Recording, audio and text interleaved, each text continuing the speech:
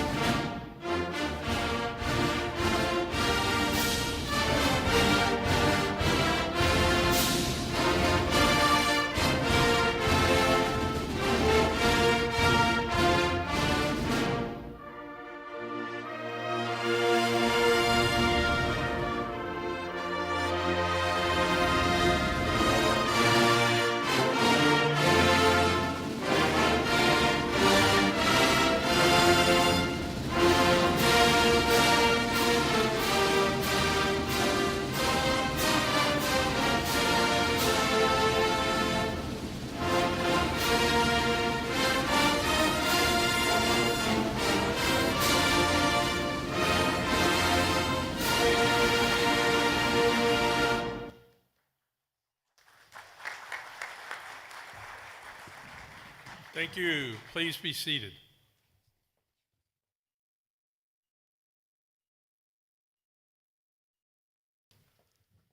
Howdy. And good morning, School of Engineering Medicine graduates. Today marks a significant milestone in your lives as you stand on the threshold of a bright future. As physicianeers, you're pioneers in the fields of engineering and medicine, ready to make a difference in the world. As healers and innovators, you bridge the gap between biology and technology. Your journey was unlike any other. Traditional medical training teaches us to diagnose and treat, but your education has armed you with something more, the ability to reimagine healthcare itself and engineer a new era in healthcare. As you move forward, remember the lessons you've learned. Continue to innovate, push boundaries, strive for excellence, and be the bridge between technology and healthcare, ensuring that advancements in engineering truly translate into better medical care for all. Dare to be disruptive, because complacency has never cured a disease. Never lose the human touch, because the greatest technology is useless without trust. The world needs healers. The world needs engineers. But most of all, the world needs physicianeers, visionaries who can mend both hands and minds. Today, you become those visionaries. But never forget that engineering without empathy is just machinery. The stethoscope around your neck is not just a tool, it's a symbol of your covenant to listen. The code you write, the devices you build, the systems you optimize, they must always serve the patient first. Behind every data point is a heartbeat. Behind every innovation is a human story. Congratulations, class of 2025. Let's go engineer a new era in healthcare. As we welcome our celebration today, there are many who have joined us, our students, on this trailblazing journey, and I need to take some time to recognize those in attendance. On the stage today, we have a number of officials representing the community of scholars at Texas A&M and the Houston Methodist Hospital. I'll take a moment to recognize those who provided philanthropic support for InMed in our journey to develop physicianeers, including those who could not attend today but may watch virtually. This includes Craig Brown and Sue Smith, Frank and Jean Raymond, Rick and Kathy Splatter, Shelley and Robert Dennis, Dareth and Robert Bondurant, Patty and Randy Shepard, Janelle and Joe Merrick, Rita and Harold Haynes, Lou and Mark Hauser, Deborah and Ken Delano, Robin and Roderick Pettigrew, Terrell and Jan Mullins, Katrina Derby and Bijan Faraji, Angela Boone, Denise Byington and Carolyn Garcia, Dr. Doug Baxter, Johnson & Johnson, the John Dunn Foundation, the Dolinger family, Jane and Clark Watson, the Dallas A&M Club, Mary and Jean Alford, Houston Methodist Hospital, and many others who have contributed to our students through the Dean's Physician-Ear Fund. I want to thank all the scholarship donors, as our students really rely on that support to continue their educational pursuit. Additionally, we are joined by faculty and university administrators who've instructed, advised, counseled our InMed graduates. Will the InMed faculty and administrators please stand up and be recognized?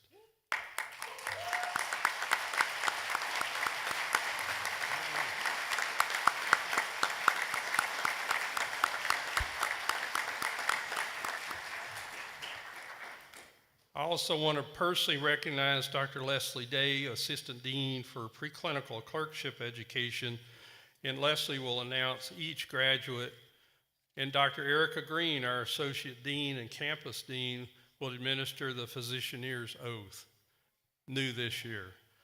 Also on stage with us today is Allison Siebert from the Association of Former Students, who serves as Vice President for Development and who will officially induct our students into the Association of Former Students later in today's ceremony. But none of this would be possible without the love and support of those who helped contribute to getting our graduates to this point. Would the parents, the siblings, the grandparents of the graduates rise as you are able, and please remain standing to be warmly acknowledged.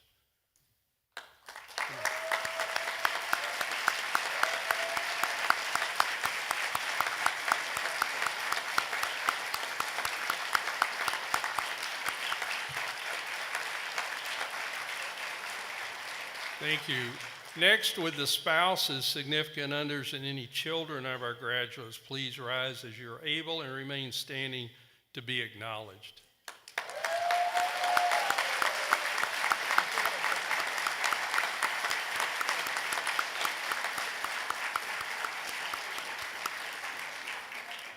Okay, graduates, look around at the love and support of those standing and join me in rising as you're able, and give them a round of applause for their support and a heartfelt thanks for all they've done to help you reach this moment in time.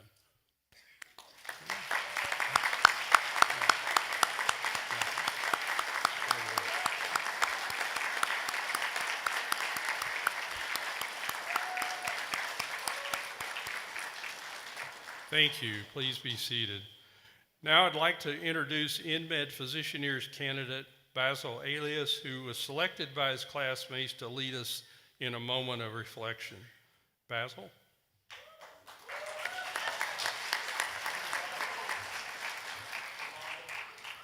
Thank you, Dr. Boone.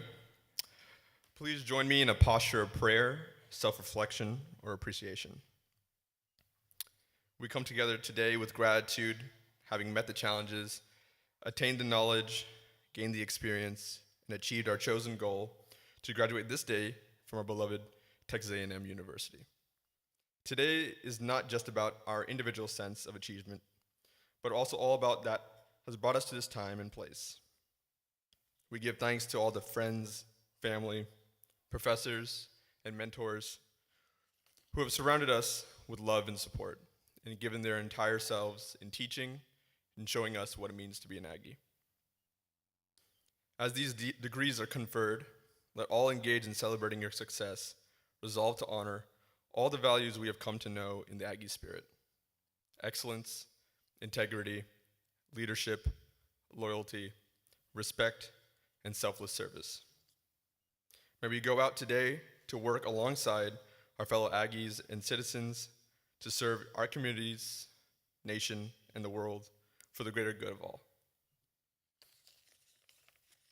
Amen.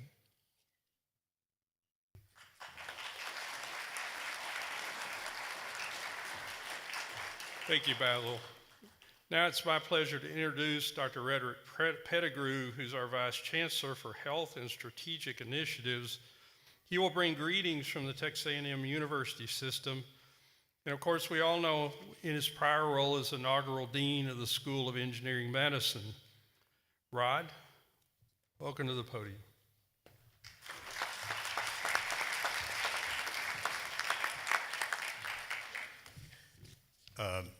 Thank you, Tim, or should I say Dean Boone. Good morning, everyone. Good morning, faculty and colleagues, distinguished guests, family members, and friends. And most importantly, our graduates. Yes.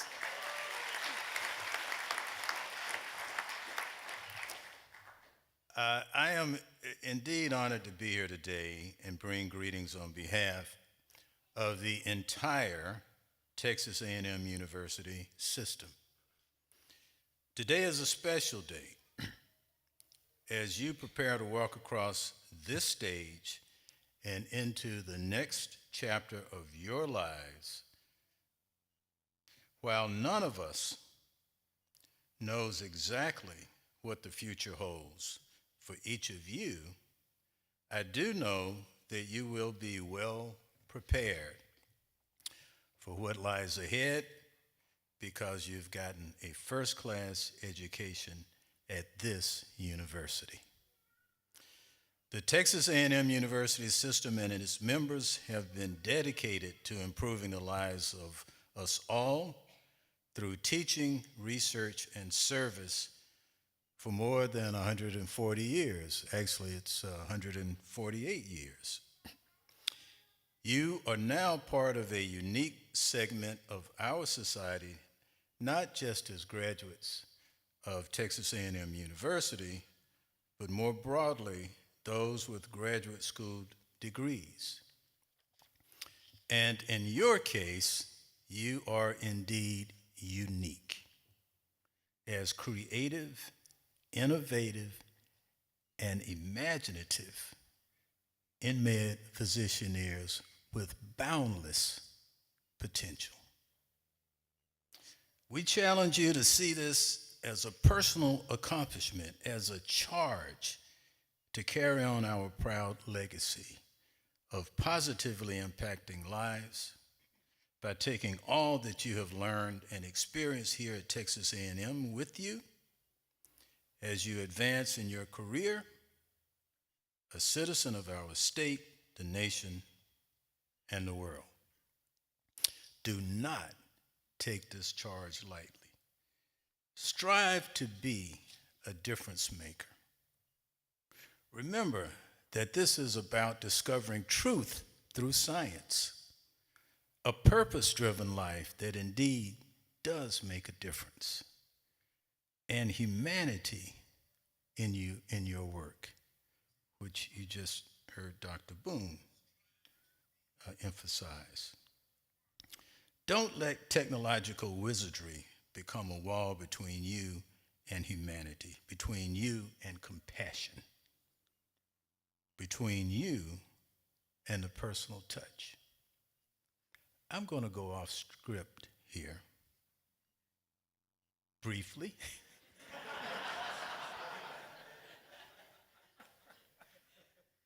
And relate a personal story.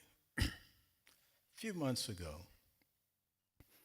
my father-in-law was admitted to the hospital with acute confusion.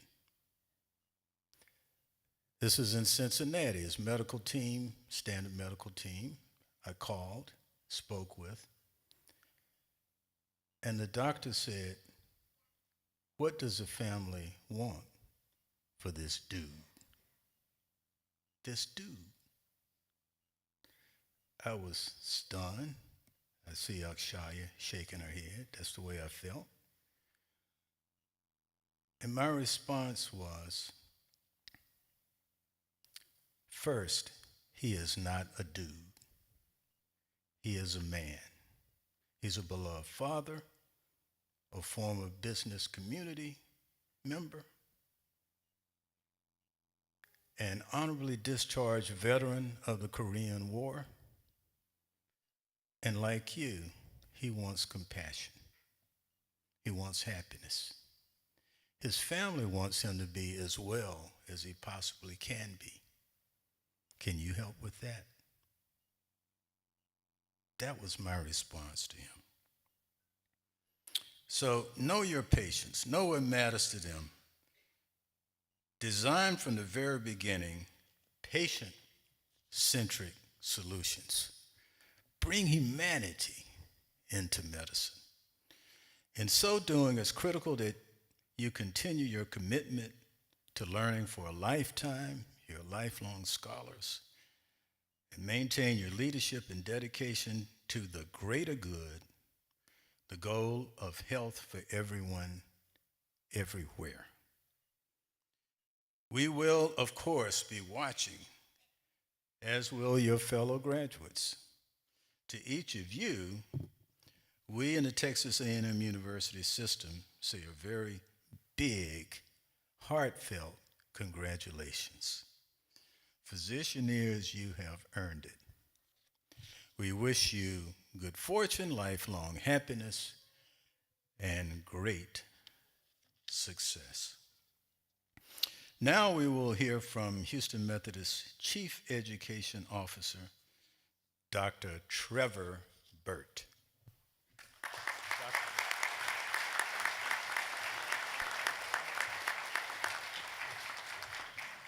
Howdy. It is my great honor on behalf of Dr. Mark Boom, President and CEO of Houston Methodist, and the entire Houston Methodist executive team and our board of directors to offer you a heartfelt congratulations to the Texas A&M School of Engineering Medicine class of 2025. I'm standing up here and I feel like this is off center and this is off, but you all look amazing. It's such a pleasure to be here this morning celebrating the graduation of this, our third class. I also want to take a moment, though, to express our gratitude to the entire team at Texas A&M University and the School of Engineering Medicine, who have been incredible partners as we've achieved such great things in such a short amount of time, and we're excited to see what the future holds. Graduates, you've already heard, you've achieved something truly extraordinary, completing one of the most demanding and innovative medical curricula in the country.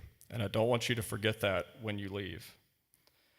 The program has challenged you not only to master the complexities of clinical medicine, but also to utilize your engineering, inventive, and problem-solving skills to do so. You did more than survive, you actually thrived. And now you stand ready to take this next bold and exciting step, which is residency training at some of the finest programs across the United States. At Houston Methodist, we pride ourselves on providing top-notch medical care, conducting cutting-edge research, and offering innovative treatments. But we know we can't do it alone. The partnership building in med has been incredibly rewarding for us as well. This partnership has led to some pretty incredible experiences, and this class exemplifies that. You lived through a global pandemic while in school. You made it through, I think, at least one hurricane. Maybe, was it one? Okay, two? Okay. But you showed others what it meant to be resilient and, more importantly, a physicianeer. You bring a fresh perspective to medicine, and everyone will see that. Your experiences and training hold great promise for tackling today's and tomorrow's medical challenges, and you are entering medicine at one of the most critical times in our nation's history. At Houston Methodist, we hold close our eye care values, which are integrity, compassion, accountability, respect, and excellence. I saw some of you mouthing it, so good job. These values are not only the foundation of our institution, but also mirror the principles that you have been asked to uphold as students first, but now as professionals. We thank you for caring for all of those who entered our doors. Those values are what makes a difference at keeping the patient at the center of everything that we do. These values will also serve as your compass when the path becomes difficult and as your foundation as you become leaders in a profession that is both deeply humbling but profoundly uplifting. But today is all about celebrating you, your achievements, your dedication and your hard work, and those of the clinical faculty who taught you.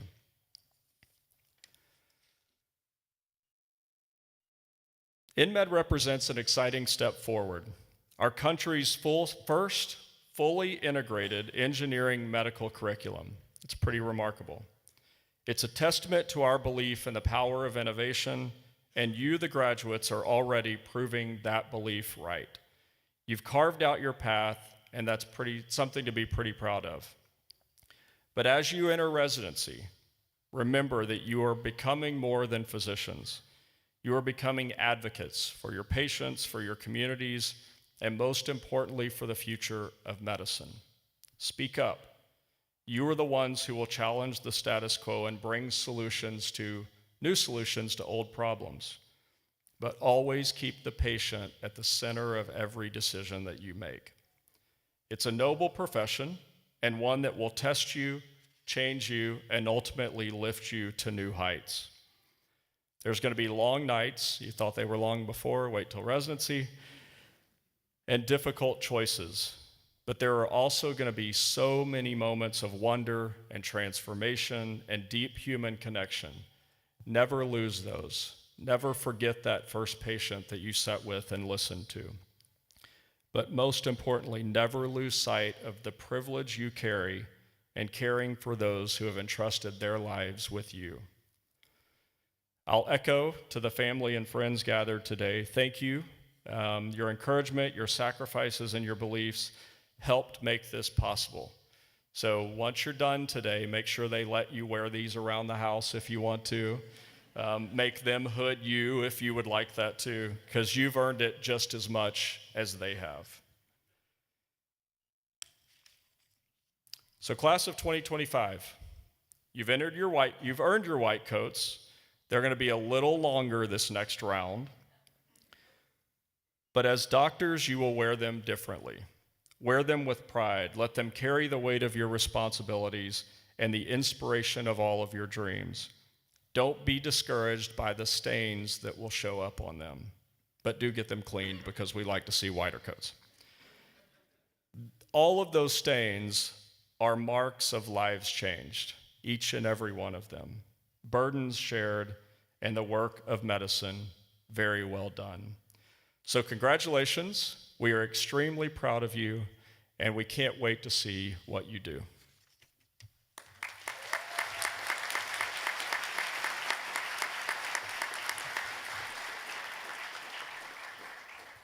Thank you, Dr. Burt, for inspiring and thoughtful words, and thanks to Houston Methodist for such a wonderful partnership and commitment.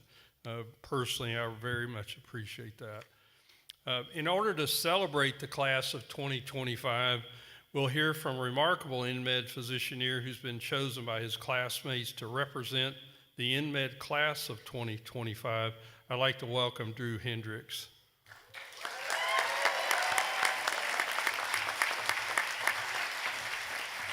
All right. Howdy. So at A&M, participation from everyone's required, so we do that again. Howdy. That was way better. All right. Hello, everybody. Thank you all for joining us to celebrate this extremely important occasion in our lives and for supporting us all until this point. In a few short minutes, we'll all be walking across the stage to receive our medical doctorates, our masters in engineering. And after we leave here today, we each embark on our own journeys to do something with those degrees and train to become physicians. I was asked to tell the story of our class, and over the past 4 years, we have seen, done, and been through an awful lot together. In fact, our class has even developed a reputation amongst the other classes for being relatively strong-willed, which is largely a consequence of our own making, but as you might imagine, for us, it's been a point of pride. Now, we were all chosen for NMed because we had an innovative mindset, which is the personality trait that's required to execute the NMed vision. But what that means is, as a group, we've never accepted that the way something has always been done is a good enough reason alone to continue to do something. Admittedly, I think our faculty was met with a little shock and awe the first time they met our class in the summer, and they discovered that our innovative nature was tied to stubbornness. And when told to do something, they were met with a respectfully curious yet unanimous, "Why?" To us, it only felt natural to apply the principles of innovation that had been drilled into us, not just to medicine, but of course our entire medical school experience and our curriculum as well. But thankfully, through time, humility, and the guidance of great faculty, we're able to hone this tactful stubbornness into something that has real clinical utility. It's lessons like that from Dr. Hughes about his experience with following directions and his opinions on the standards of SOX in the military that helped us learn when to push and then when to pause. When we first started medical school, NMed was relatively new. No one had matched or graduated yet. We were one of the last of the COVID virtual classes. The program had the building blocks for success. It had a vision, engineering a new era of healthcare, and then they just let us run with it. We accepted the tools that were provided, the guidance from faculty, and then we combined that with our own personalities, technical skills.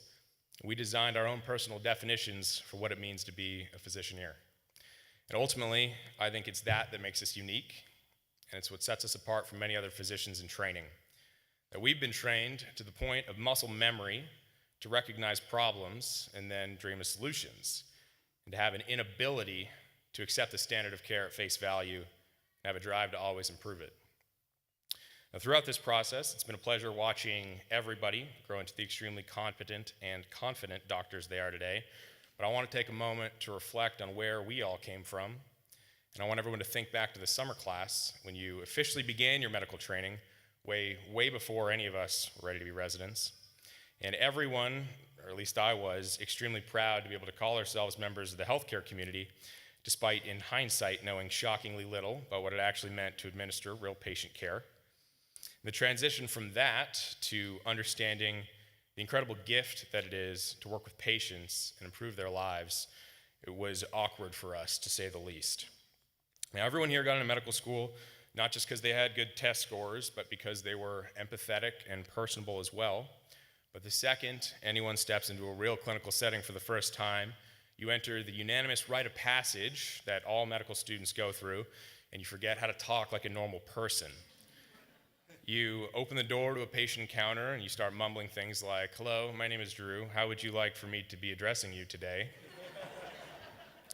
Same thing happens when you learn to do a physical exam for the first time. You forget how to use normal words, end up saying things like inhale and then outhale. I remember one of my classmates saying, "Thank you for letting me palpate and auscultate you. That was a nice exam." And there was a time one of my classmates turned off the lights to check someone's eyes, but then he forgot to turn them back on and completed the second half of the patient encounter in the dark. You know, with time and many reps, get over this. Talking to patients becomes second nature. But for everybody, medical school is a time where you relearn to talk, you learn how to think, you learn how to carry yourself as a physician to be. Now, I know everyone had a blast training in medicine and surgery alongside their friends, making meaningful differences in their patients' lives. But it's easy to forget the great memories of the pre-clerkship classroom era as well, the days of the mandatory Zoom yoga sessions, the wellness windows, and the incredible quotes and instances from our esteemed faculty, like the time that Dr. Paolini said during an exam review, "You know, I usually don't use mnemonics, I usually just learn and then remember the biology." He later followed that with, "Wow, your class is way smarter than the other classes," but I might be paraphrasing that last one. There was the time that we dared a professor to put his foot behind his head during an exam, and he actually did it. There was the time that our cardiology professor was trying to explain how the heart worked, and then said, "Wait, you're engineers, I'll explain it with physics." And everyone's horror, he started drawing integrals on the board. There was a time that Dr. Paolini again stopped a histology lecture to share a lesson that none of us will forget about the importance of personal balance practicing medicine. And of course, there was a time that we all watched from the fourth floor exam room window in encouraging disbelief as one of our classmates made what has to be an Olympic qualifying 100-yard dash from the latitude apartments down Main and across Holcomb just to make it to the exam that they had written the time down wrong for and made it with a minute to spare. I'm proud to say that our experiences and learnings and the lifelong friends that we've made along the way have helped shape this program as much as it has shaped us. And as we move forward into residency and beyond, I encourage you to remember your training at NMed, not just as physicians or engineers, but of course as physicianeers. I hope you remember that the real ethos that you've shaped is to have an inability to accept the standard for what it is and to do it better. Congratulations to the most excellent NMed class of 2025.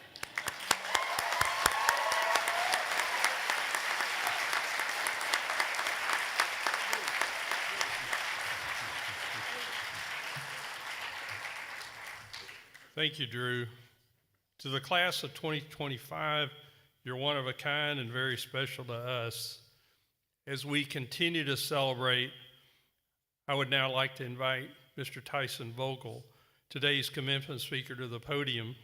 But before his tenure at the foundation, Tyson led a Houston-based consultancy focused on building and managing ultra-high net worth family offices, and he also served as the COO for a multi-billion-dollar holding company comprising more than a dozen operating companies and philanthropic endeavors.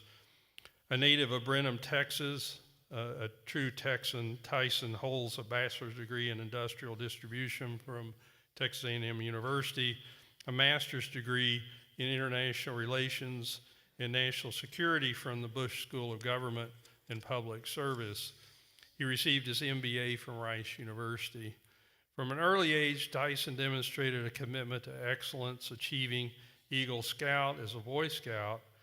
At Texas A&M, he was a dynamic student leader and advocate, participating in many student organizations and causes to include the Fighting Texas Aggie Band, the Ross Volunteers. He became the first Aggie bandsman to serve as a Corps Cadet Commander.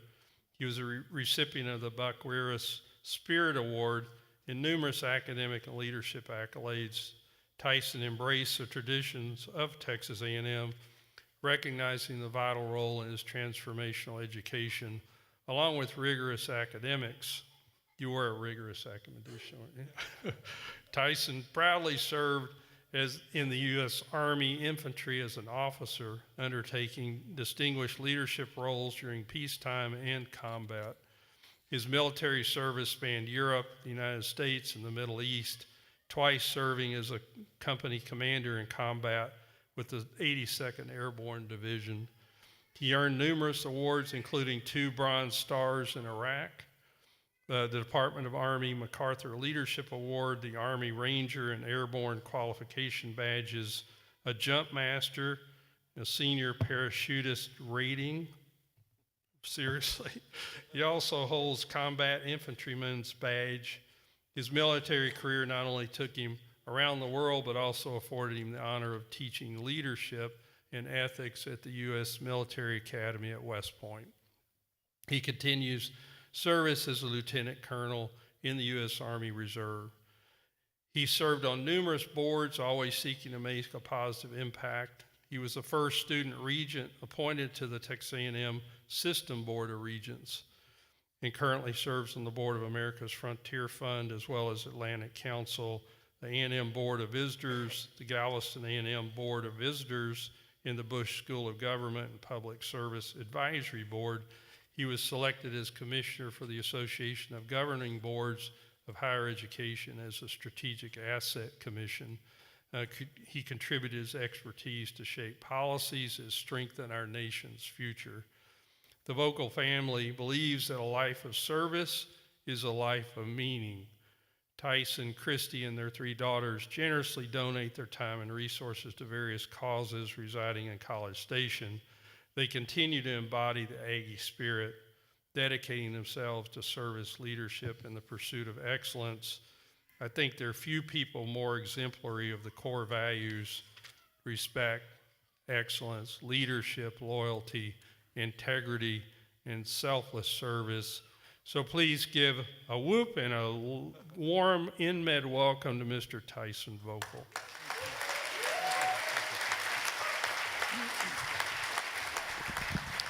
Howdy. I'm going to do like Drew did one more time. Howdy. It's an honor to join you today, truly. One thing, parents, that we get to see on the stage that you don't is the look on the faculty's faces. And when Basil did that nice intro and listening to Drew, you could see the pride on the faculty here. We're blessed to have great faculty at Texas A&M University. And I'm honored to join you today. I'm the CEO of the Texas A&M Foundation. What do? We create more opportunities every day. How do we do it? We raise money and we invest money. What do we do with that money?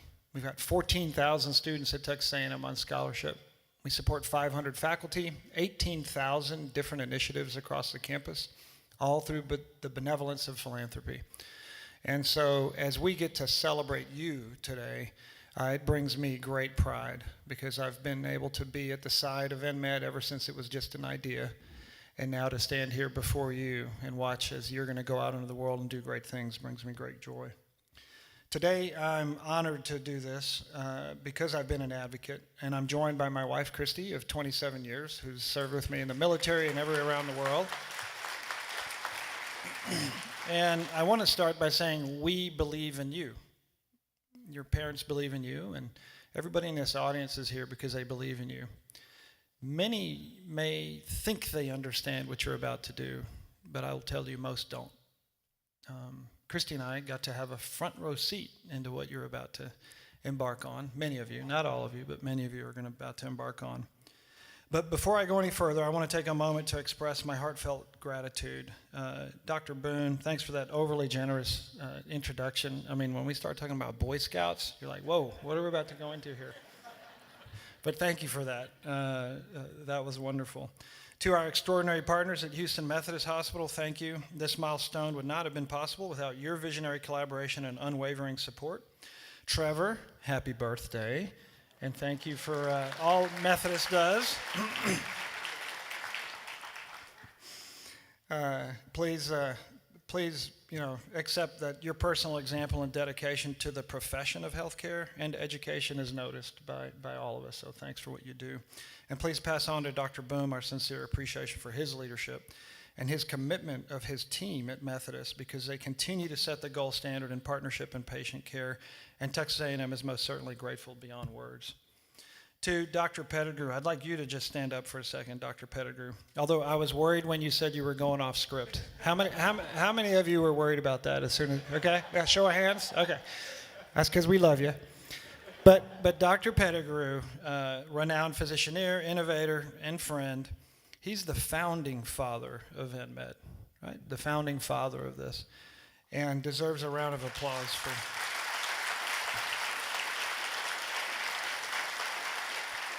So what began in his brilliant mind is now a living, breathing legacy. He saw something that no one else saw, and then he had the courage and the grit to build it. Without your relentless vision, NMED would not exist. Today is a testament to what belief, perseverance, and purpose can create, and we all owe you our thanks. We also owe our thanks to Dr. Tim Boone. Dr. Tim Boone has picked up the mantle as Dr. Pettigrew got promoted to be the Vice Chancellor of Healthcare to try to influence healthcare across the entire system. The system's 11 universities, 8 state agencies, 150,000 students, about an $8 billion annual budget to improve the state of Texas. And with Dr. Pettigrew looking at healthcare across the state, we're making innovations in ways that the system never could have. And Dr. Boone has picked up that mantle here for NMED. And Dr. Boone, we're grateful for you, for your leadership and your example, your humility, and all that you stand for as well. So thank you both, gentlemen.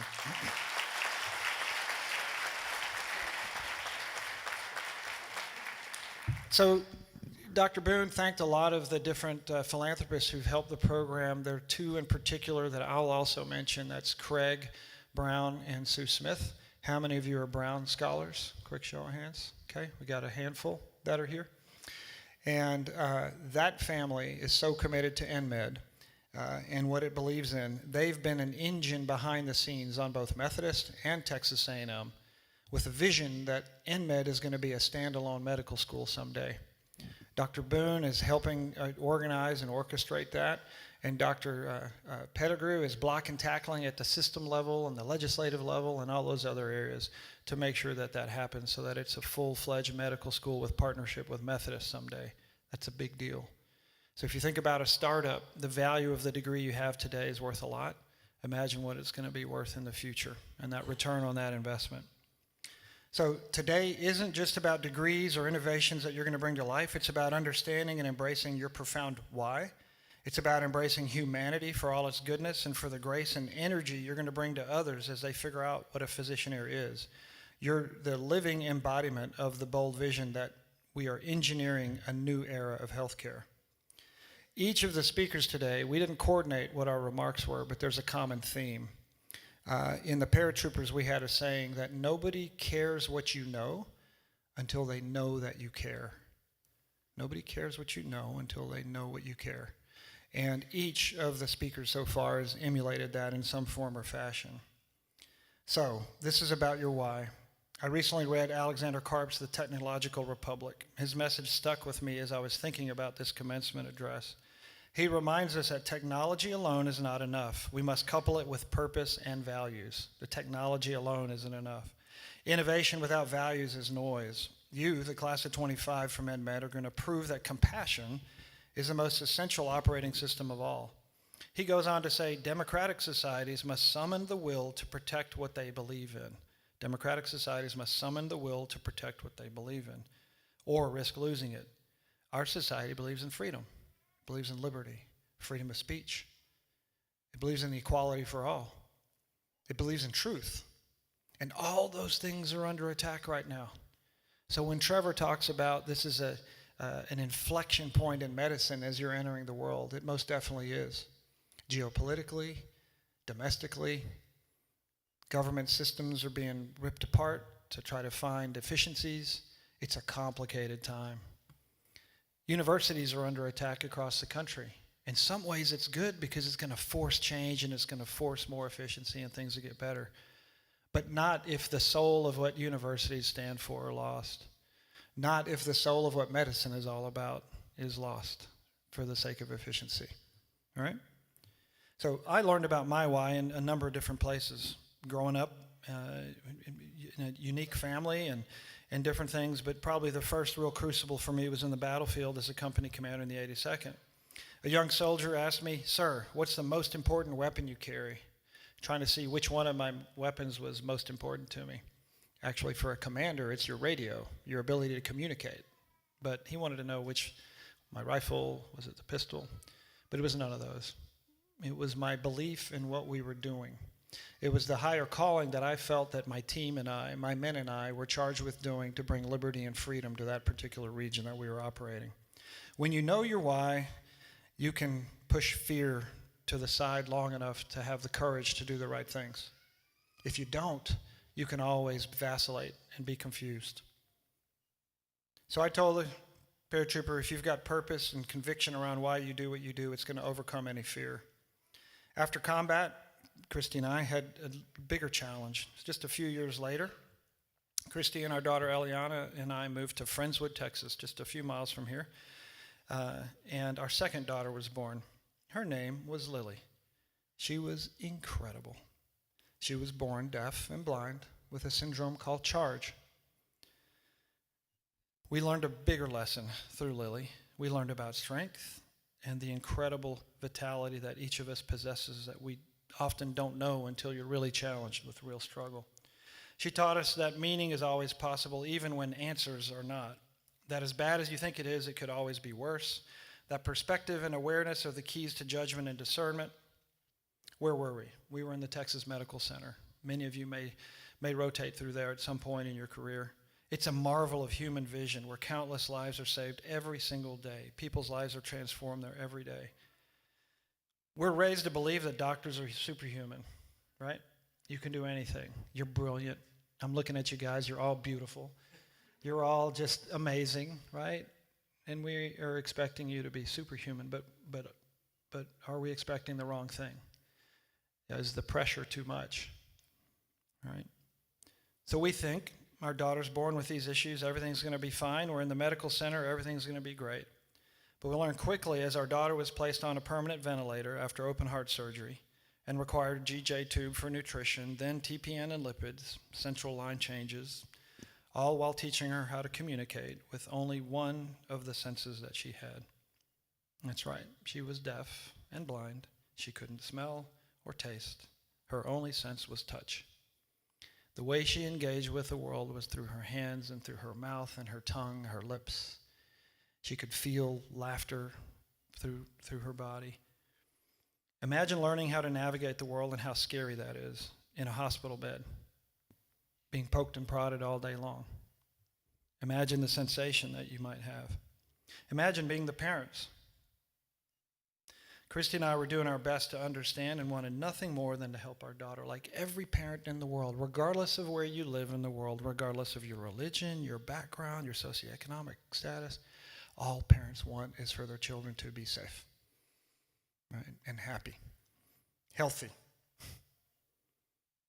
Well, we had 15 different specialists, each amazing, and each treating their specialty.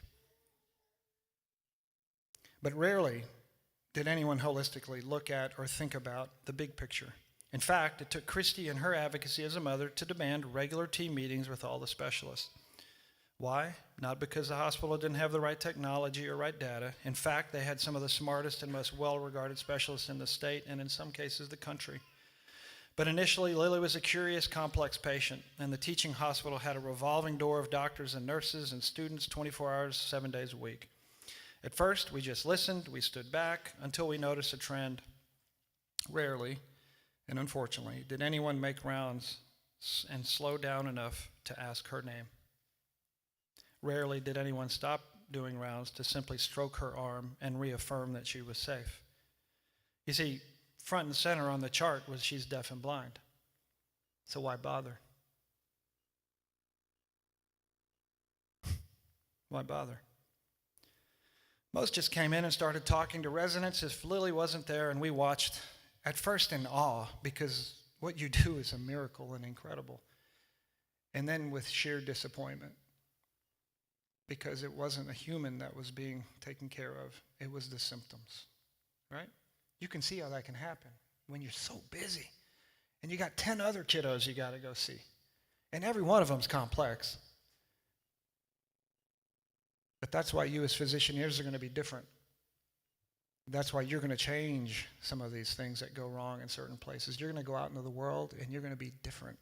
Because like Dr. Pettigrew said, Dr. Boone said, like Travis said, you are going to have compassion and empathy. It's in your oath about how you conduct yourselves. So after seeing this for a couple days, Christy and I decided Lily would not be alone while she was in the hospital. Christy took the day shifts as we had our other daughter, Eliana, to get ready for school and life, and she still had to have a somewhat normal upbringing.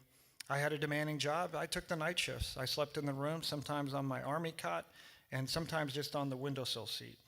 It was bed number 18. We called it Lily's Suite. It overlooked Herman Park and, ironically, the Houston Zoo, where during the daytime, we could see all the beautiful families taking their kids to the zoo. Often, with beautiful children walking around and parents glued to their cell phones. Right? What an irony. What an irony. So we started to meet with every doctor, demanding that they knew her name before they could even talk to us about rounds. At first, it didn't go over so well. And then it took. And although she couldn't hear or speak for herself due to the tracheotomy and ventilator, and she did, in fact, communicate. She laughed, she cried, she wanted to play despite the pumps and cords around the clock. And I'll tell you, one of the most beautiful sounds you will ever hear is when a child is giggling and you can hear it coming through the trach. If you've ever heard it, you know what I'm talking about. But you can't be too busy to care. You can't be too busy to care. I ended up on the hospital board as an advocate for the children and staff. Christy became such an expert on the pre-op procedures and everything else that she became an advocate for a lot of other parents and families. And we had the most incredible relationship with our doctors. They're still friends with us today. They've moved all over the country, and every one of those residents and those doctors we consider family members. One of them came and played guitar at our funeral, because we pierced the veil of just being the expert who knew what to do into the humanity and the compassion of it all.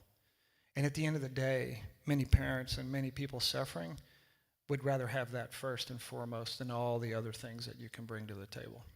Because you open the door to their heart, and you open their door to better understanding when you do that. So one night, 2 a.m., I'm studying at her bedside. I was in an executive MBA program at Rice. You may say, why on earth would you do that? But it's what we were doing to transition from the military into the civilian sector. And a doctor came in. He's a wonderful human being. He's an ER doc. And, ER docs, right? Triage, fix, move on, next thing. And he says, Tyson, it's 2 a.m., you're studying economics at your daughter's bedside. I wish all the other fathers loved their children as much as you do. At first, I'm proud. And then I literally broke down on my knees weeping because I knew every one of those parents loved their kids. But there's some reason they're not there at 2 a.m. So we started asking questions. Some of them couldn't afford the parking. We may take it for granted. Imagine paying $30 or $40 a day when you've got a job that's paying you just a few dollars an hour. The food is expensive. The whole environment is confusing. What if you don't speak the language? So we learned so much about these other parents. Luckily, most of them were in the ICU 7 to 9 days, not months like we were. So they're coming in and out. But we turned the pain that we had into the ability to bring joy because we tried to get to know everybody. So we hugged as many people as would let us. We did all sorts of things. We'd bring pizza in. We did all sorts of stuff. And we partnered with the care teams. And I would challenge you to get to know those teams just as well as you get to know the PAs and your nurses and everybody else. The social workers. Let them know who you are. Let them know you care because their jobs are incredibly difficult too.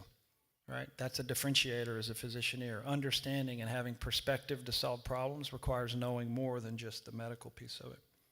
So this work isn't easy, and if it was easy, anybody could do it. And that's why you are a special class and you're in a special physicianeer program. You can't be too busy to care about the non-medical aspects of people. It takes seconds, and most hospitals and clinics have staff that can be valuable to help you in what you're doing. Develop a cadence so that you have harmony, not balance necessarily. That balance word is going to be hard for you to achieve in the first few years. But harmony you can achieve. Harmony you can achieve. So we made it our mission, and we had a tagline that you can't be too busy to care, that each person you're helping deserves your attention, and you can show them by simply looking them in the eye. It takes a few seconds, letting them know you care, and that you're going to do your best. You're not Superman or Superwoman. You're just going to do your best, and people appreciate that. It's that simple, and it's also that difficult. As Drew said earlier, each patient is a gift. To learn to hone your skills and perspective and awareness, especially in the darkest moments for some of these people, they lean on their faith, and sometimes that's all they've got to get them through it, to turn hardship into hope for others. Life is going to test you, and you won't be able to control every circumstance, but you can always control your response. And your response, your purpose, has already been written in the path that each of you has chosen. Just remind yourself of that from time to time. You've chosen to become physicianeers because you've chosen to serve in a very unique way, to heal, to innovate, and to lead. But I challenge you to always do as Dr. Boone said in his introduction and what Dr. Pettigrew had said about compassion and the humanity of it, always with empathy and compassion to reduce suffering. So now as you step into this world, I invite you to reflect on the words that define that calling. You're going to take this oath later, but for all the parents and everybody in here, it is profoundly beautiful. As I graduate at the intersection of medicine and engineering, I pledge to serve, heal, and innovate with integrity and compassion. It's written into the oath you take. I will honor the trust of patients in society, treating all with respect, equity, and humanity. I'll seek solutions that improve health and reduce suffering, and strive to combine my knowledge of innovation with empathy. I'll use data and technology wisely with fairness, transparency, accountability. I'll protect confidentiality and uphold trust. I'll collaborate across disciplines, confront injustice, and lead with imagination and rigor. I commit to lifelong learning and to adapting responsibility to a changing world. If faithful to this oath, may I bring honor to the name Physicianeer and be a force for good. It's an incredibly powerful oath, and I can't wait to see you take that oath later today. So, we believe in you. This is your moment. Innovate with compassion, lead with humility, serve with courage, ask for help, because you don't have to be perfect and know that the pressure you put on yourself is going to most likely be more pressure than anybody else is going to put on you, because that's how you are. You're driven that way. Have grace for others, but most importantly, have some grace for yourself as you go out there. Put your oxygen mask on first and know that there are many, many, many people in your life that are just waiting to help you for a change, instead of you having to help everybody else. And never forget your why. You're physicianeers. You're the future of medicine. And we at A&M and at the A&M Foundation couldn't be prouder that we have a small role in building a brighter future through each one of your lives and all the ripple effect of many people you're going to impact in the world moving forward. So God bless you. Thanks for all you do. And God bless America.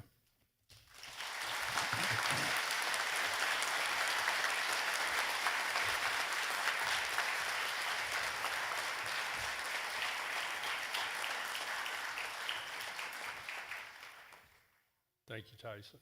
Very meaningful. Thank you. Now, the moment we've all been waiting for, the conferral of your degree and hooding of physicianeers. The unique, one-of-a-kind engineering medicine hood presented today truly represents the heart of InMed.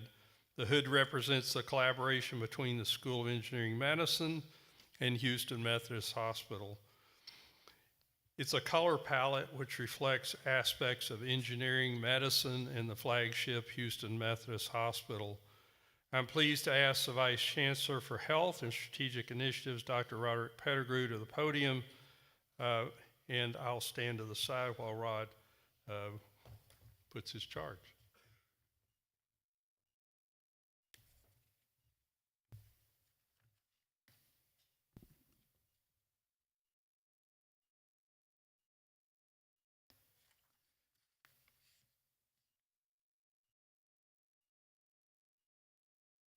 I've got to give you the charge. Yeah, you have to ask me first. Okay.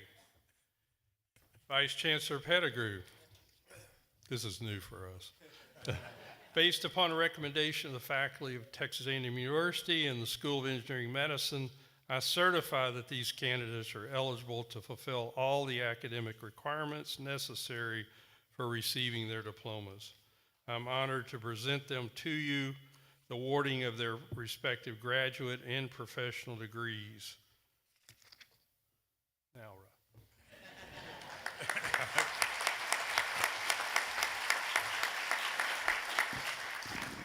We do want this to be official. So thank you, Dean Boone. Upon the recommendation of the faculties of this university, and by the authority vested in Texas A&M University by the state of Texas and the Board of Regents of the Texas A&M University system, and delegated to me on behalf of Chancellor John Sharp, I now hereby confer upon you individually the graduate and professional degrees to which you are entitled, with all of the rights, privileges, and responsibilities pertaining thereto. Now, as Vice Chancellor for Health and Strategic Initiatives, let me be the first to congratulate you, our latest fabulous InMed Physicianeer graduates.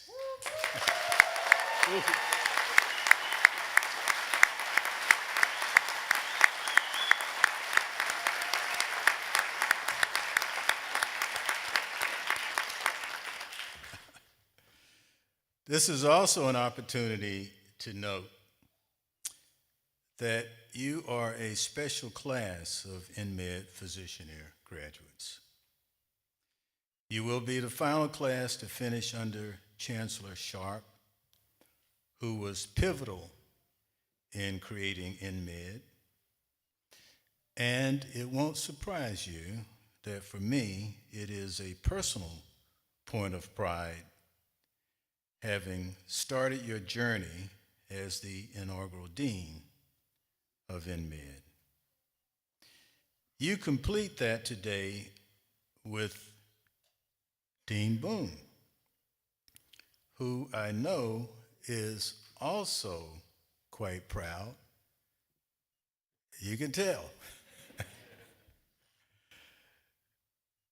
All of us are tremendously proud academic parents. You now have 3 of them. At least 3, probably more. We need our candidates to stand in recognition of having had these degrees conferred. This is symbolic of having conferred the degrees. In your case, you have 2 degrees. And so now you can please be seated.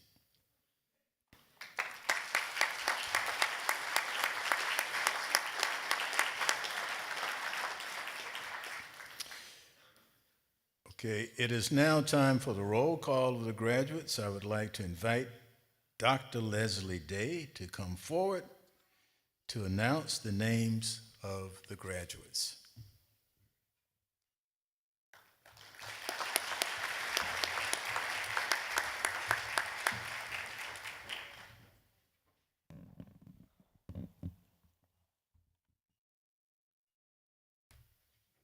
Thank you, Vice Chancellor Pettigrew.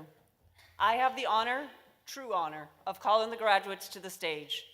I'll call their name, their residency, and who they'll be hooding by.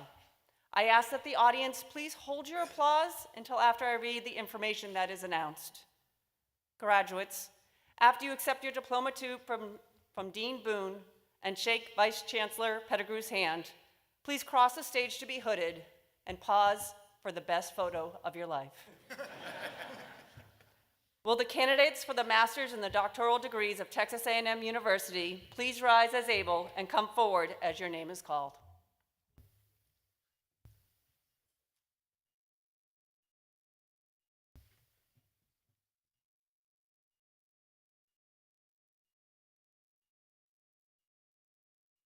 Mohammed Nabil Akram, receiving a distinction in health system sciences.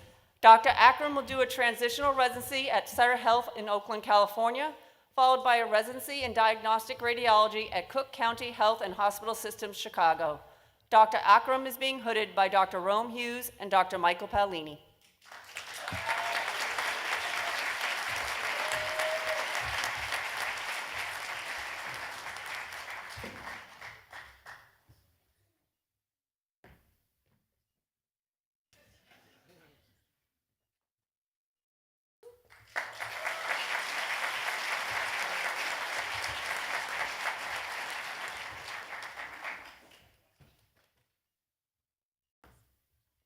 Basil P. Alias, receiving a distinction in leadership.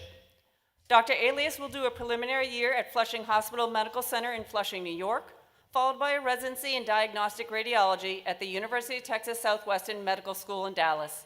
Dr. Alias is being hooded by Dr. Nick Sears.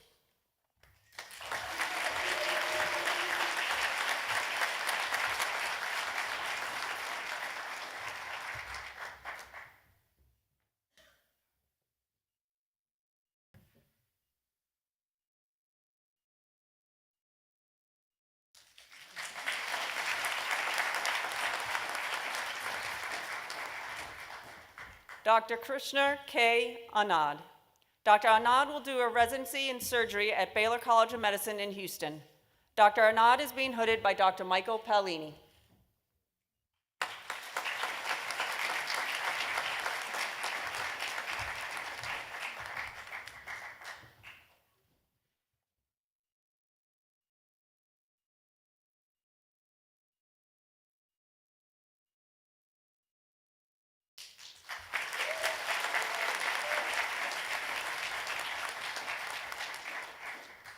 Raghav Bageshwar, inducted into the Alpha Omega Alpha Honor Medical Society. Dr. Bageshwar will do a residency in internal medicine at Barnes Jewish Hospital in St. Louis, Missouri. Dr. Bageshwar is being hooded by Dr. Umesh Bageshwar and Dr. Suparna Bageshwar.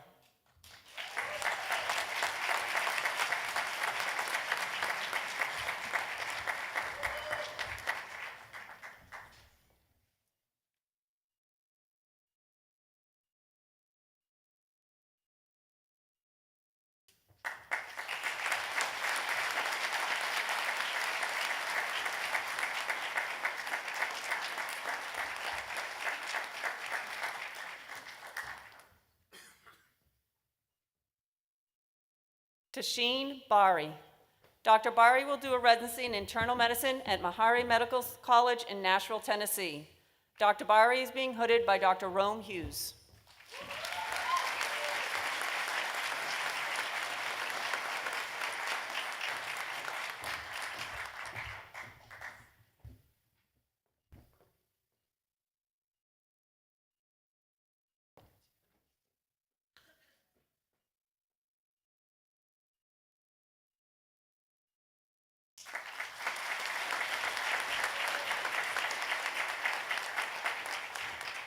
Hannah Elizabeth Bass, receiving a distinction in leadership.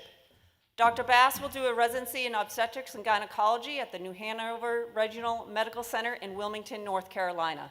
Dr. Bass is being hooded by Drs. J. Bass and Stanton Bass.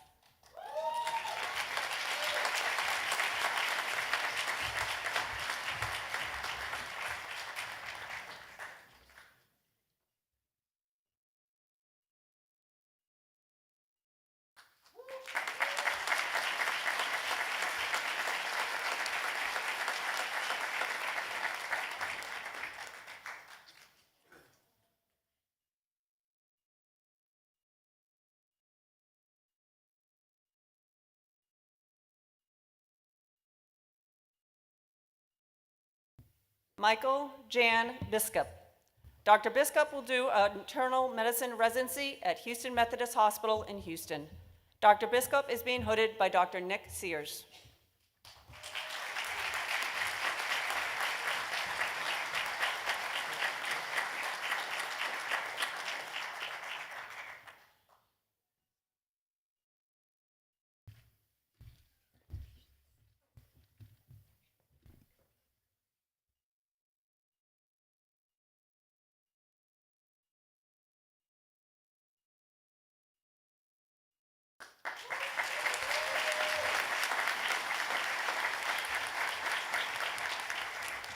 Elizabeth Elaine Bixler, receiving a distinction in medical education. Dr. Bixler will do a residency in pediatrics at the University of California, San Diego Medical Center. Dr. Bixler is being hooded by Dr. Albert Bixler and Dr. Leslie Cheeseman.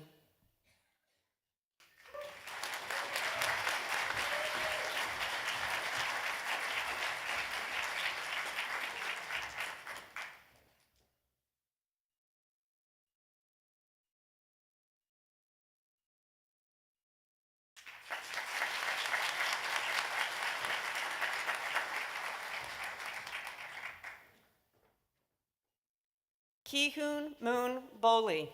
Dr. Bowley will do a transitional residency in the Health Education Services at La Cruz, New Mexico, followed by a residency in diagnostic radiology at the University of Texas Southwestern Medical School, Dallas.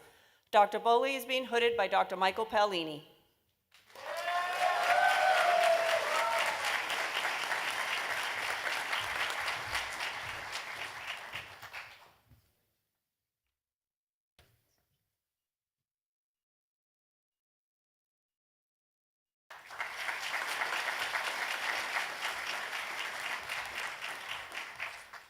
Tarek Mustaf Dawami. Dr. Dawami will do a residency in internal medicine at the Mayo Clinic School of Graduate Medical Education in Jacksonville, Florida. Dr. Dawami is being hooded by David Houston.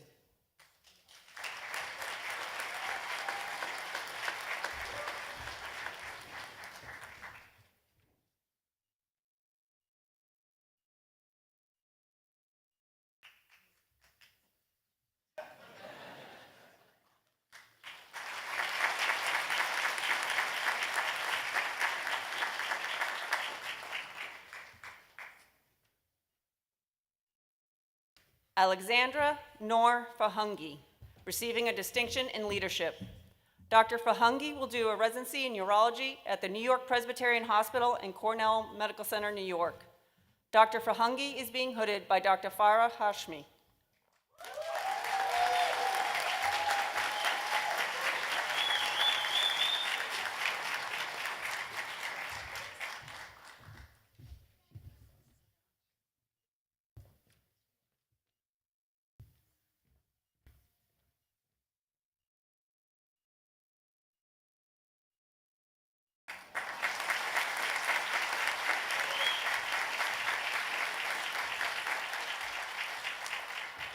Charles E. Foster. Dr. Foster will do a residency in internal medicine at the University of Texas at Austin Dell Medical School. Dr. Foster is being hooded by Dr. Emil Henry.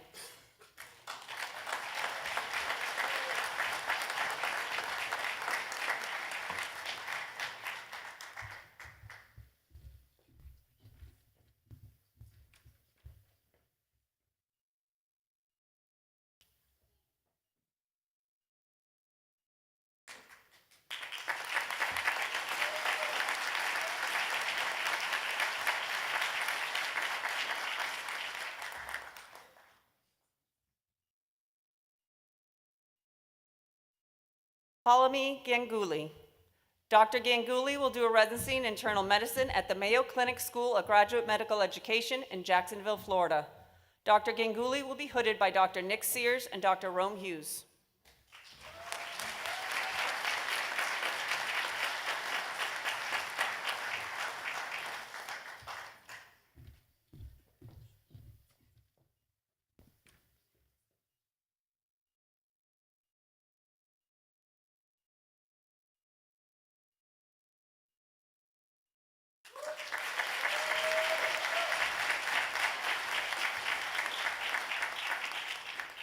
Michael Gung. Dr. Gung will do a residency in surgery at the University of Virginia, Charlottesville. Dr. Gung will be hooded by Dr. Rome Hughes.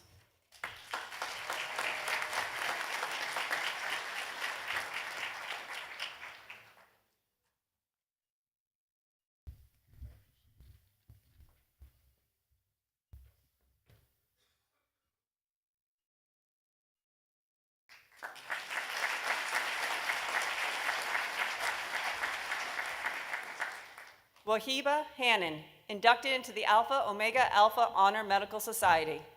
Dr. Hannon will do a residency in obstetrics and gynecology at the University of Texas Southwestern Medical School in Dallas. Dr. Hannon is being hooded by Dr. Rome Hughes.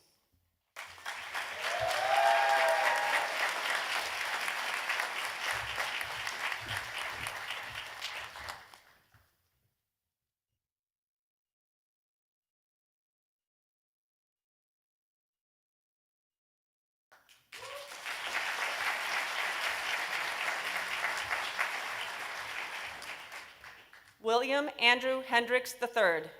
Dr. Hendricks will do a residency in emergency medicine at Stanford Healthcare in California.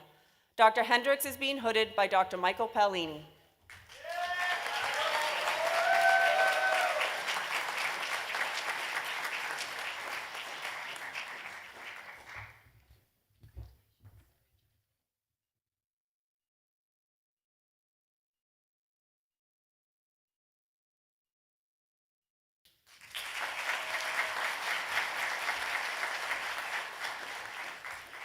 Claire Elise Canick, inducted into the Alpha Omega Alpha Honor Medical Society and receiving a distinction in rural medicine. Dr. Canick will do a residency in family medicine at Waco Family Medicine Institute, Waco, Texas. Dr. Canick is being hooded by Dr. Donald Collins.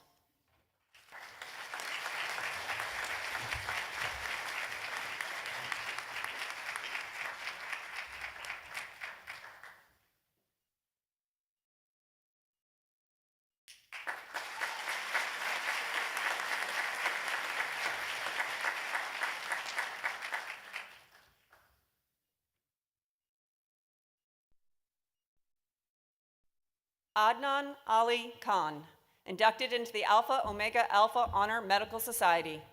Dr. Khan will do a preliminary medicine residency at Loyola University Medical Center in Maywood, Illinois, followed by a residency in diagnostic radiology at Yale New Haven Hospital. Dr. Khan is being hooded by Dr. Mansoor Khan.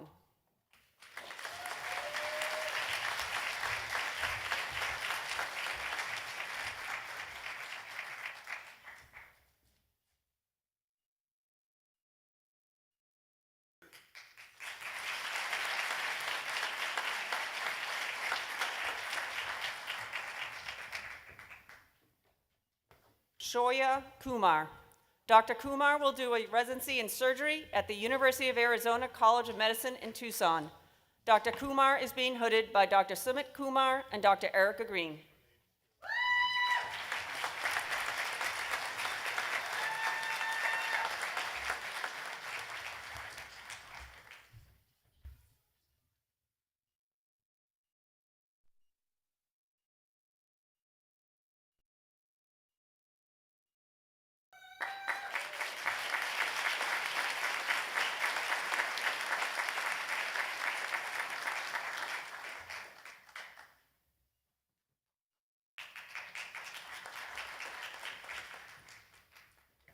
Christine M. Lannon, graduating with honors and inducted into the Alpha Omega Alpha Honor Medical Society.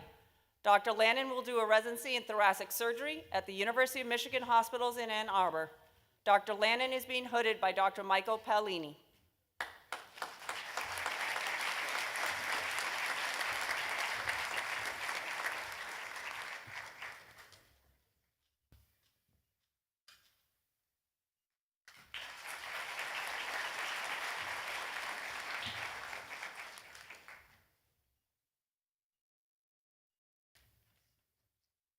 James Landry Lilly.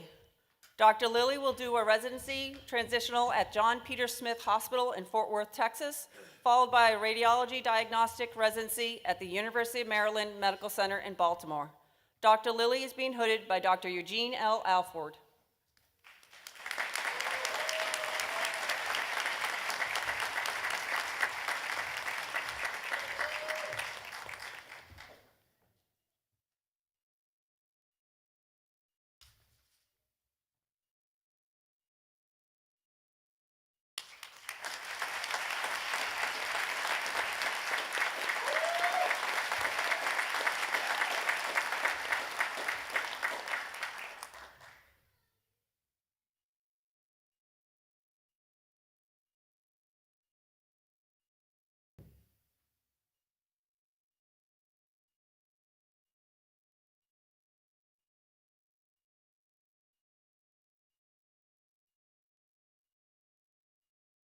Emily Yang Tai Low. Dr. Low will do a residency in anesthesiology at the Virginia Mason Franciscan Health in Seattle, Washington. Dr. Low is being hooded by Dr. Wing Fei Low.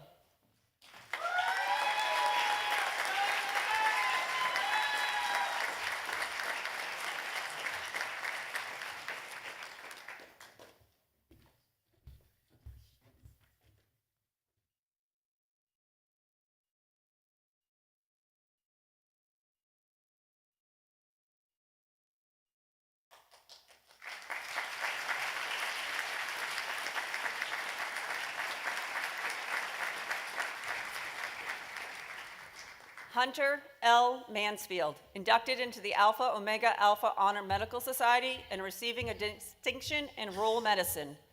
Dr. Mansfield will do a residency in family medicine at the Utah Healthcare Institute at St. Mark's in Salt Lake City. Dr. Mansfield is being hooded by Dr. Mark Mansfield.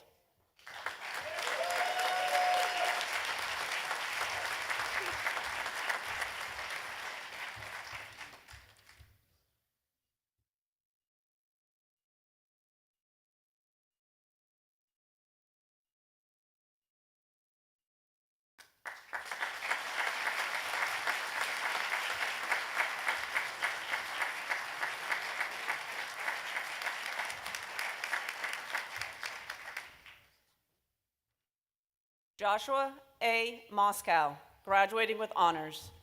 Dr. Moscow will do a residency in internal medicine at Boston University Medical Center. Dr. Moscow is being hooded by Dr. Rome Hughes.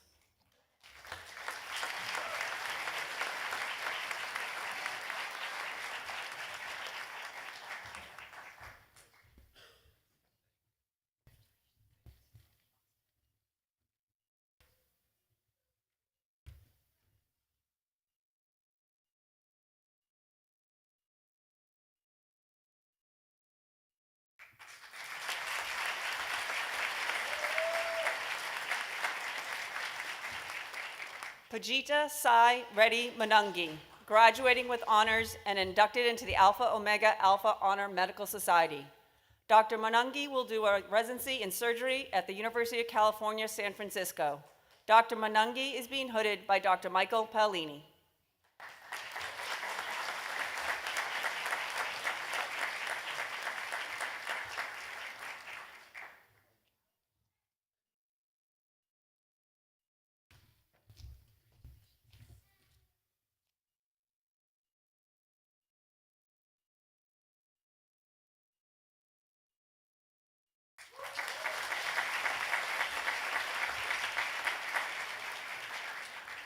Jacob Christopher Paris. Dr. Paris will do a residency in internal medicine at the University of Kansas School of Medicine. Dr. Paris is being hooded by Dr. Rome Hughes.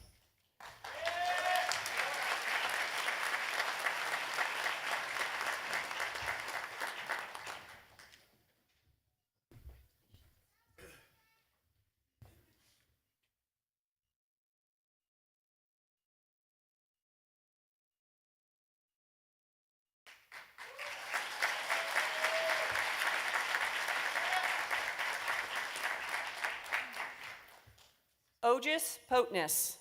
Dr. Potness will do a residency in medicine preliminary at the New York University Grossman School of Medicine, followed by a residency in neurology at the New York University Grossman School of Medicine. Dr. Potness is being hooded by Dr. Shaylis Potness.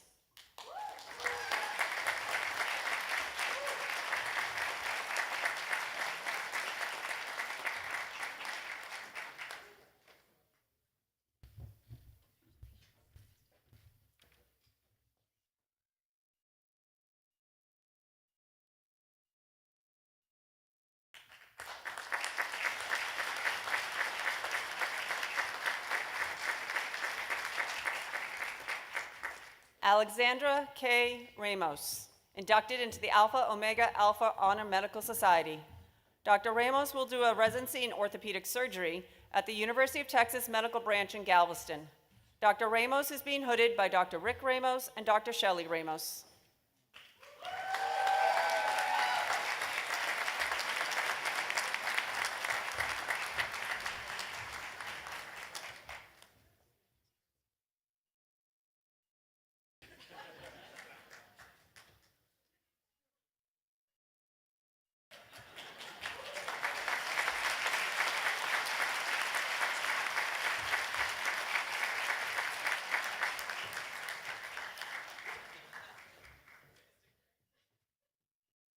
Braden Parker Raper, inducted into the Alpha Omega Alpha Honor Medical Society.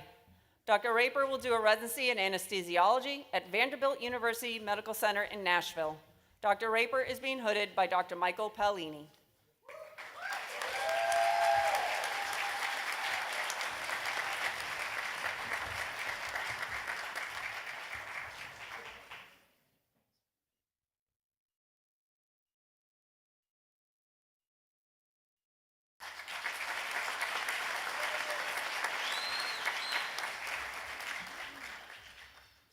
Samuel Elliott Razmi, inducted into the Alpha Omega Alpha Honor Medical Society. Dr. Razmi will do a residency in otolaryngology at the Houston Methodist Hospital. Dr. Razmi is being hooded by Drs. Lele Ladan and Jafar Razmi.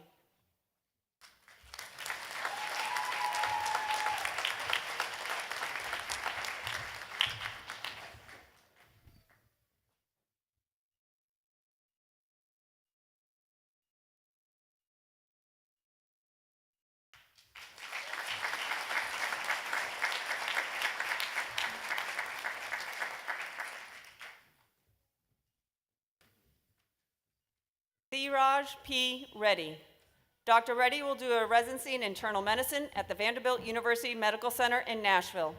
Dr. Reddy is being hooded by Drs. Sangameshwar Reddy and Dr. Nanalini Reddy.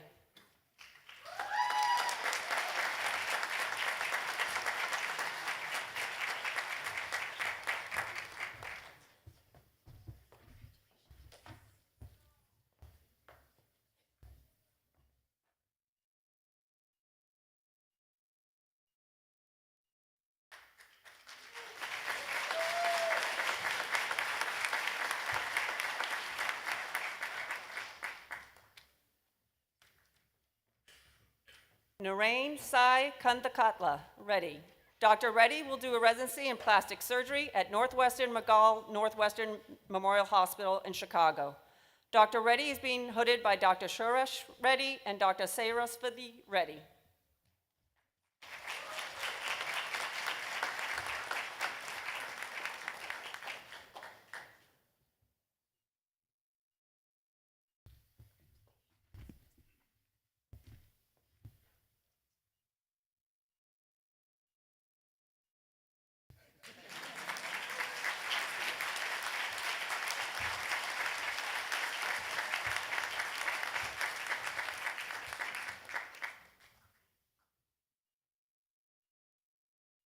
Neil Kobe Reed, inducted into the Alpha Omega Alpha Honor Society and receiving a distinction in rural medicine. Dr. Reed will do a residency in surgery at Baylor University Medical Center in Dallas. Dr. Reed is being hooded by Dr. Rome Hughes.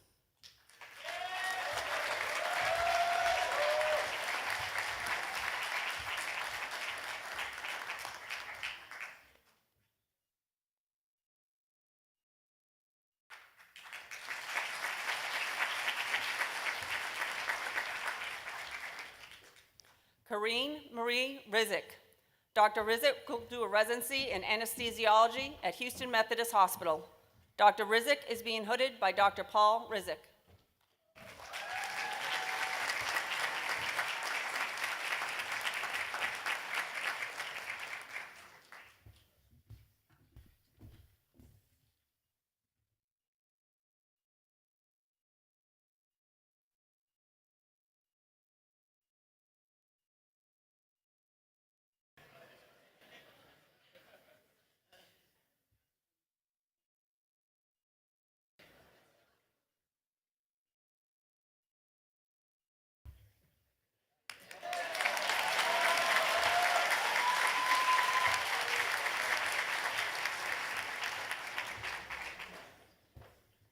Akshaya Lakshmi Santhanaraj. Dr. Santhanaraj will do a residency in family medicine at the University of Michigan Hospitals, Ann Arbor. Dr. Santhanaraj is being hooded by Dr. Benjamin Tran.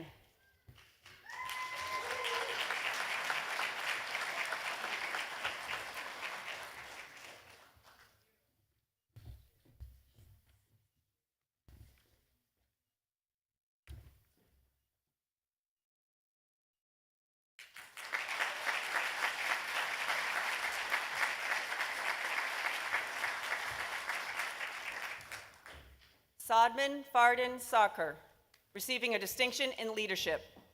Dr. Sarkar will do a residency in neurology at the University of Texas Southwestern Medical School, Dallas. Dr. Sarkar is being hooded by Dr. Masad Sarkar.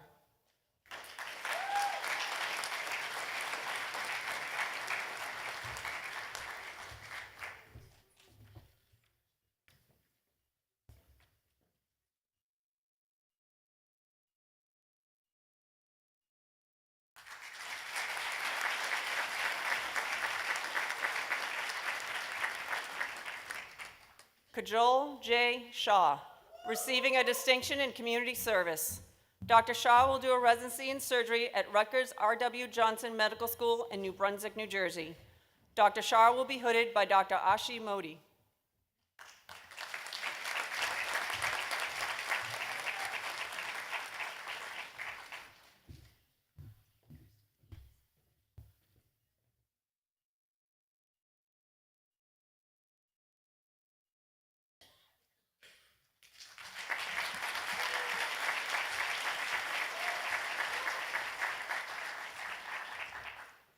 Jason Shinoy.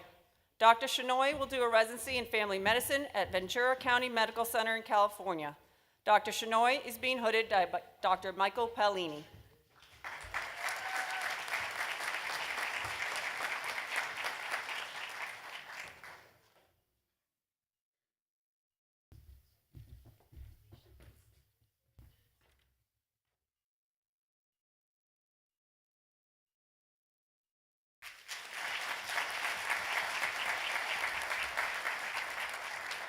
Claire Elizabeth Sweeney, receiving a distinction in community service.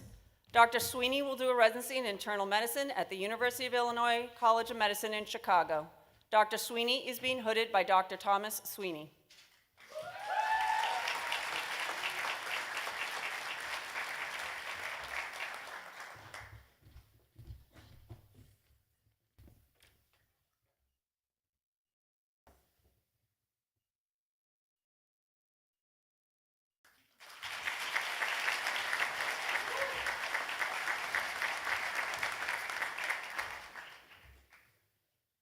Hani Tai.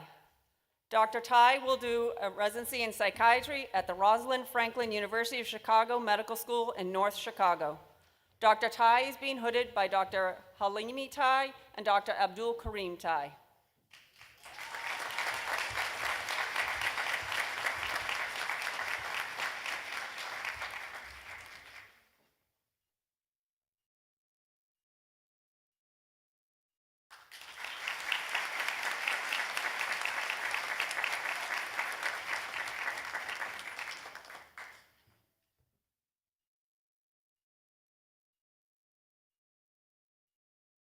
Teresa Thurston. Dr. Thurston will do a residency in psychiatry at Oregon Health and Science University in Portland, Oregon. Dr. Thurston is being hooded by Dr. Timothy Thurston.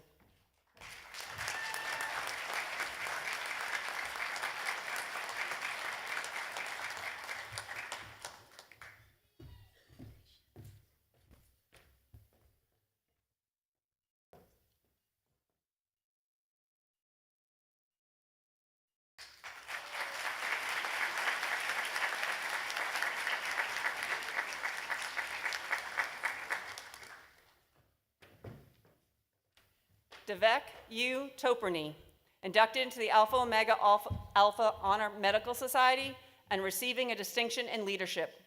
Dr. Toperny will do a preliminary medicine residency at Alameda Health Systems Highland Hospital in Oakland, California, followed by a residency in diagnostic radiology at the Hospital of University of Pennsylvania in Philadelphia. Dr. Toperny is being hooded by Dr. Nick Sears.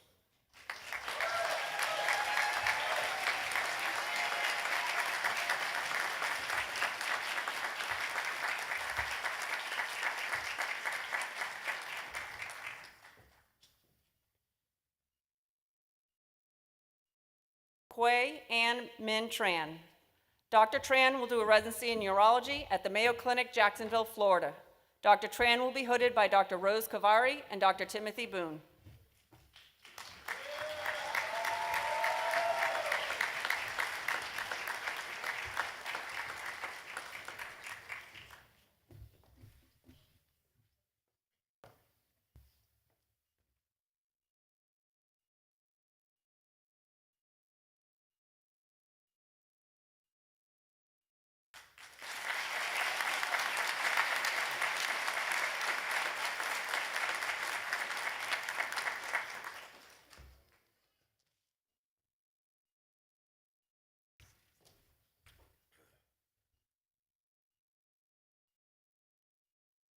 Raghav M. Upadhyay.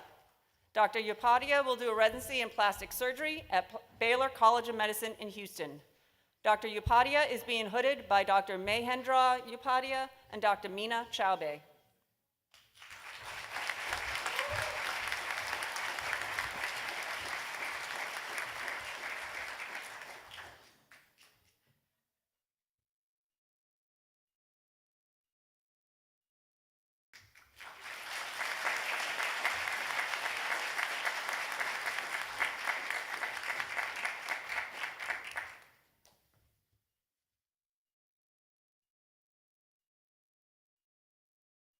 James Hauda Zhang, graduating with honors and inducted into the Alpha Omega Alpha Honor Medical Society.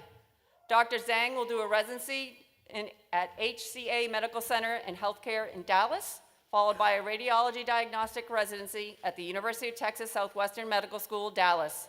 Dr. Zhang is being hooded by Dr. Wei Zhang.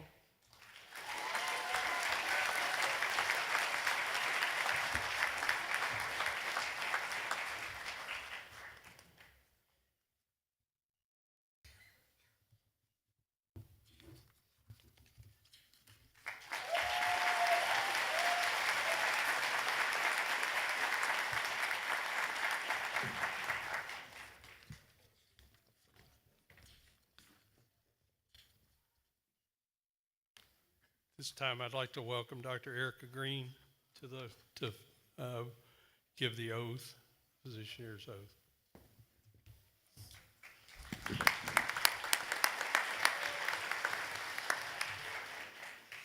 For centuries, the Hippocratic Oath has guided physicians in the ethical practice of medicine. Today, as we graduate at the intersection of medicine and engineering, we carry that tradition forward, honoring its core values while embracing the expanded responsibilities of our dual training, of your dual training. As physicianeers, you are called not only to heal, but to design, to innovate, and to solve complex challenges with compassion and integrity. The oath that we recite today reflects that commitment, rooted in the principles of medicine and inspired by the possibilities of engineering. With the School of Engineering Medicine class of 2025 and physicianeers in the audience, please rise as able for the administration of the physicianeer's oath. Your oath is located on page 12 of your programs. No?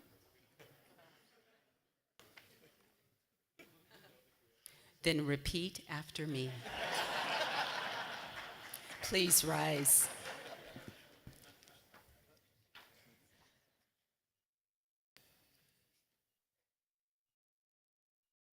As I graduate at the intersection of medicine and engineering,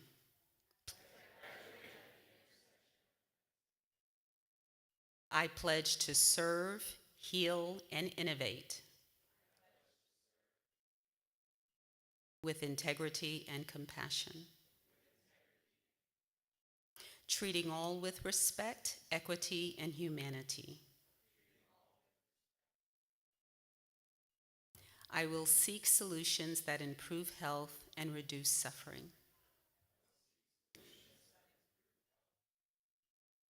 and strive to combine my knowledge of innovation with empathy.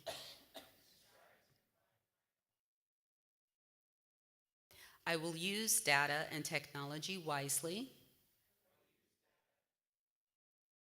with fairness, transparency, and accountability. I will honor the trust of patients and society. I will protect confidentiality and uphold trust. I will collaborate across disciplines, confront injustice, and lead with imagination and rigor. And I commit to lifelong learning and to adapting responsibility to a changing world. If faithful to this oath, may I bring honor to the name physicianeer and be a force for good in every life, every system, and every generation.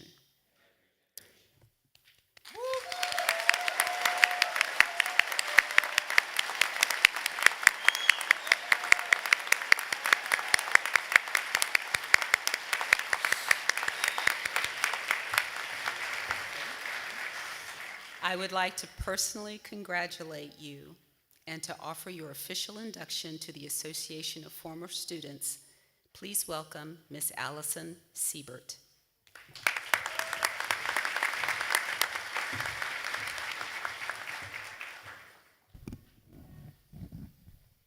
Howdy. On behalf of the Association of Former Students and the Worldwide Aggie Network, congratulations to each of you on reaching this remarkable milestone. As you join the ranks of our former students, you continue the 146-year tradition of service and support established and continued by generations of Aggies who walked our campus before you.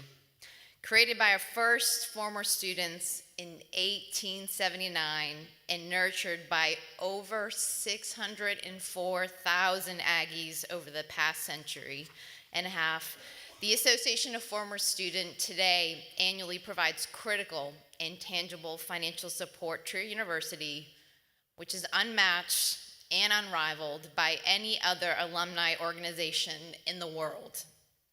Today, we proudly welcome you, members of the Association of Former Students, the premier alumni association in the country. Will our newest former students please rise as able?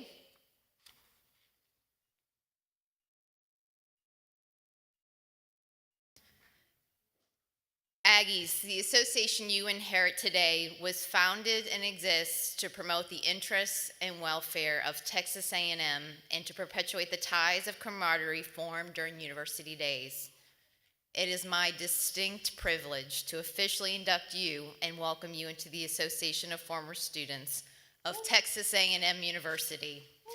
To signify this important transition, I ask each of our graduates to take a moment and look at your Aggie ring. Our ring reminds us of Texas A&M's core values of excellence, integrity, leadership, loyalty, respect, and selfless service, and also of the vast Aggie network to which we all proudly belong. Since earning your Aggie ring, your class year has faced you, reminding you of your next goal, which was to reach this very day, to become a graduate of Texas A&M University. With that goal now accomplished, I ask you to remove your Aggie ring and turn it so that your class year now points outward, declaring to everyone you met your achievement and your allegiance as a proud former student of Texas A&M University. If you do not have an Aggie ring today, know that you are and always will be an important, cherished part of the Worldwide Aggie Network. You can order your Aggie ring at any time through the Association of Former Students. But whether or not you have the ring, know that as an Aggie, you are never alone. Joining you on your path are your outstanding Texas A&M education, our shared core values, and our Worldwide Aggie Network. Throughout your journey, wear your Aggie ring with pride, and remember that you are forever a Texas Aggie. Future generations will look to you for leadership, service, and inspiration. Many of you have already begun supporting these future Aggies through your gifts to the association, and for that, we are grateful. I encourage you to continue that spirit of support. Wherever your life's journey takes you, participate in your local Aggie muster. And if there is not muster in that area, please start one. The Association of Former Students can help you do that. Join your local A&M club or constituent network and give back annually to support future Aggies as other former students did to support each of us when we were students. Be the kind of Aggie who inspires others to follow in your footsteps. And please be sure to visit us when you're in Aggie Land at the Clayton W. Inns Junior Alumni Center in College Station or online at aggienetwork.com to learn how you can stay engaged and continue to make a difference. Aggies helping Aggies is one of our oldest and cherished traditions.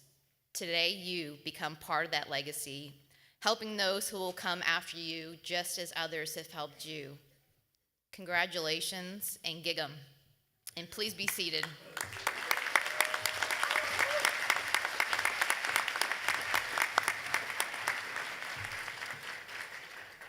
Thank you, Allison, and thank you all for celebrating this momentous occasion with us today.